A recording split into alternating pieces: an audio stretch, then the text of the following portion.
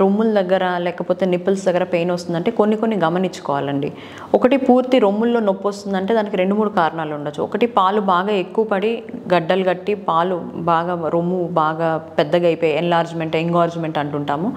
బాగా పెద్దగా అయిపోయి టైట్ అయిపోయి ఎర్రగా అయిపోయి ఒక్కొక్కసారి జ్వరాలు కూడా వస్తుంటాయి. అట్లాంటిది అయ్యే అవకాశం ఉంటుంది. అలా ఉన్నప్పుడు బేబీకి ఎంత వీలైతే అంత పాలు ఇస్తూ ఉండడం. ఒకవేళ బేబీ ఇంకా తీసుకోవట్లేదు అయినా కూడా మీకు పాలు నిండుతూ ఉంటున్నాయంటే వాటిని బాటిల్ తోటి కానీ ఎక్స్ప్రెస్ చేసి కానీ చేత్తో కానీ ఎక్స్ప్రెస్ చేసి స్టోర్ చేసి పక్కన పెట్టుకోవడం అన్నది ఒక పద్ధతి ఉంటుంది. అండ్ బాగా నొప్పి ఉంది, బాగా పెయిన్ ఉంది, రెడ్నెస్ ఎక్కువ ఉంది, జ్వరం కూడా వస్తుందంటే కొంచెం వేడి కాపడం లాంటివి పెట్టుకోవచ్చు. ఒకవేళ నిప్పుల్ భాగం ముందు భాగంలో కనుక పెయిన్ ఉంది, బాగా డ్రై అవుతుందని క్రాక్స్ కూడా వస్తుంటాయి కొంతమందికి, లేదా బ్లీడింగ్ అవుతూ ఉంటుంది. ఇట్లాంటిది ఏదైనా ఉందంటే ఫస్ట్ థింగ్ మనం అనుకోవాల్సింది ఏంటంటే ల్యాచ్ అటాచ్మెంట్ ఏదైతే ఉందో అది సరిగ్గా జరగట్లేదని మనకి ఇండైరెక్ట్గా తెలుస్తుంటుంది. ఆ అటాచ్మెంట్ అన్నది ముందు కరెక్ట్ చేసుకోవడానికి ప్రయత్నం చేయాలి. అది హీల్ అవ్వడానికి మాత్రం 2 పద్ధతులు ఉన్నాయండి. ఒకటి తన పాలే కొంచెం పిండి ఆ క్రాక్ అయిన చోట ఇట్లా రాసుకోవచ్చు, అది న్యాచురల్గా హీల్ చేస్తూ ఉంటుంది.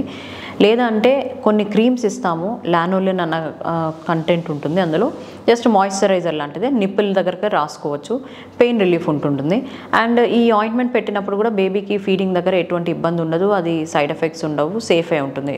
పొరపాటున బేబీ నోట్లోకి అటువంటి క్రీమ్ ఏమైనా ఇబ్బంది అవుతుందని కొంతమంది తల్లులకి క్వశ్చన్స్ ఉంటుంటాయి. బట్ అది పొరపాటున తన నోట్లోకి వెళ్ళినా, బిడ్డ నోట్లోకి వెళ్ళినా దానివల్ల ఇబ్బందులు ఏమి ఉండవు.